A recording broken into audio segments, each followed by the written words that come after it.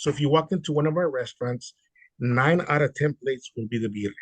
And a few other places that were selling birria. I said, wait a minute, I looked at the commercials and I said, but they're not selling it the way it's supposed to be. I said, but there's always a silver lining. What's a silver lining? The silver lining is that now the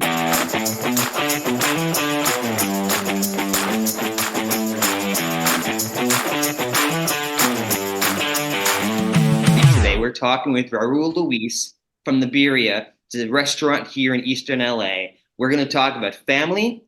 We're going to talk about flavor. Raul Luis, thank you for joining us today. Thank you for having me here. I'm very, very honored to be here speaking to you. Is there a most common dish at the restaurant? What's everyone waiting in line for? What's the most common dish and what's everyone falling in love with at the restaurant? So we're known for birria. So if you walk into one of our restaurants, 9 out of 10 plates will be the birria.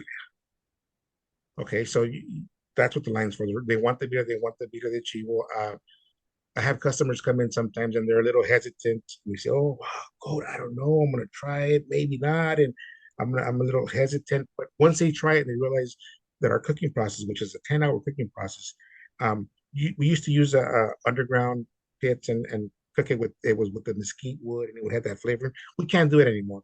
But when you go into our place, we steam cook it for 10 hours and the gaminess, the taste, our process, all that fun stuff, secrets that they're like the Coca-Cola secrets where you can't divulge all the information, help us dissipate the taste of the goat. So that's what the number one dish is, the goat. So we're known for, you walk into our place, it's goat. Can you walk us through the flavor? I know on the videos I've watched, you walk us through quite a lot of detail. I understand the idea of the Coca-Cola secret. Can you give us an idea about what the flavor, if I'm going to come down today for lunch or dinner, what that actually is on a dinner plate, what the flavor's like, and a little bit about the preparation itself? Okay, so the preparation is it's about a 2-day process. 2 days sometimes, depending on you get the carcass in, we cut it up into pieces. So it's a whole carcass, and you get to cut up. And there's different parts. There's the ribs, there's the neck bone, there's the what we call the penicil, which is the French rack. There's the leg. There's all these different cuts. Every single cut has a different taste profile and texture. So when you walk in, it depends on you. How dirty do you want to get? Do you want to get down and dirty? You get the bones. I tell people the neck is the best part because it's so tender, so soft, not too much fat on it. If you like the nerve, then you get the ribs. It has a little thin membrane, kind of like have you guys ever had honey? There's a little wax. You get that little waxy feeling to like cartilage. So you get that bite when you get it. The flavor is in the bones. It's amazing. There's people who don't like to deal with the struggling or getting dirty, so they go with the all leg meat. That's the drier part. I don't really recommend that. It's good, but it's not my first choice. Absolutely. So that's the whole cooking process. We cook it, we steam it, we marinate it, let it sit for about 24 hours. Then we put it into our pressure cooker, and then part of the science is the way you stack it up. Like, how can I compare that to? I don't know if you guys ever seen people uh, when they create bricks back in Mexico, they create like a pyramid, and then they put firewood under it. If you don't do it correctly, part of the bricks won't cook, they won't harden. It's the same thing with the birria. You have to put it up a certain way to make sure that all the meat gets cooked properly. My son was doing it. He thought he had passed the test, so to speak. He goes, "That's my turn." I go, "Okay, here you go." He put the pressure cooker, put all the meat, stacked it up. Then 10 hours later, we go there, we take it out.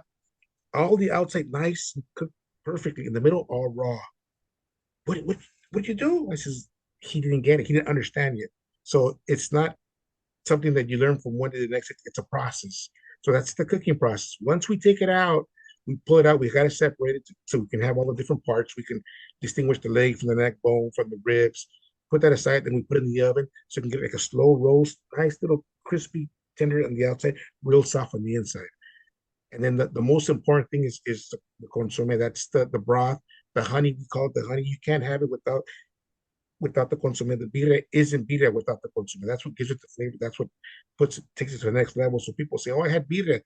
I didn't have it. It was a taco." No, you got to have it with the consomme. So if you see now the new movement with the birria, they dip the sauce. It's kind of the same concept. But I would like to think that our consomme is a little more intense, more flavorful because we use the broth from the goat and stuff, from the meats that it distills. So it's really flavorful. You got to try it.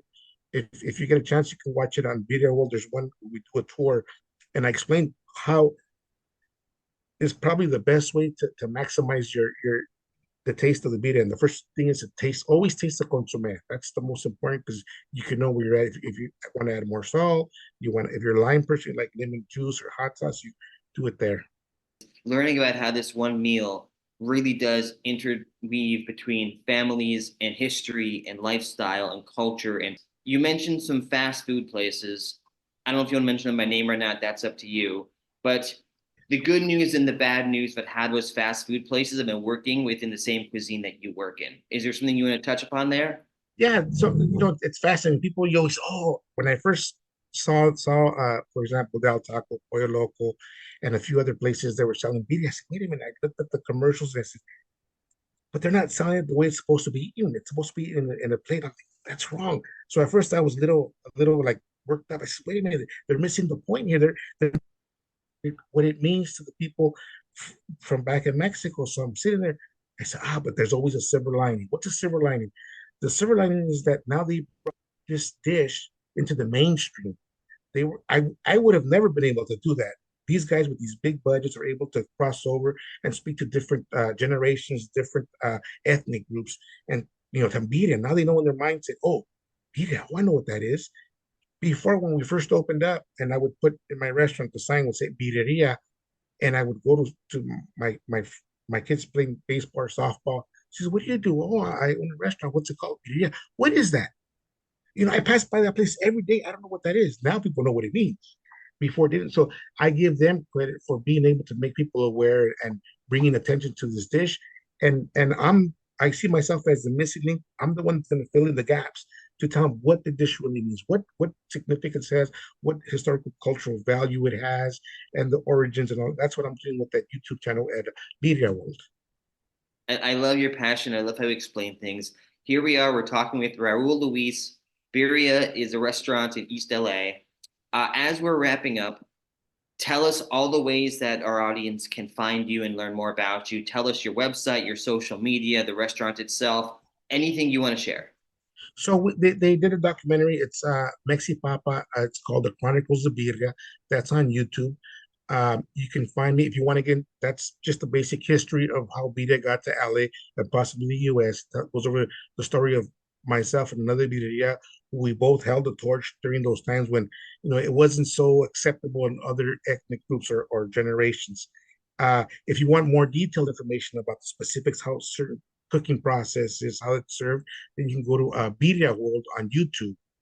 And there it goes. We do a birria tour. We go to different restaurants. We showcase how they cook it, what the different varieties of birria and why it tastes different, how it's served different in certain regions. And then on Instagram, you can go to Birria Chalil, Texas. That's for my Texas. And then there's Birria Chalil for the LA store on Instagram. Then on Facebook, it's Birria Chalil.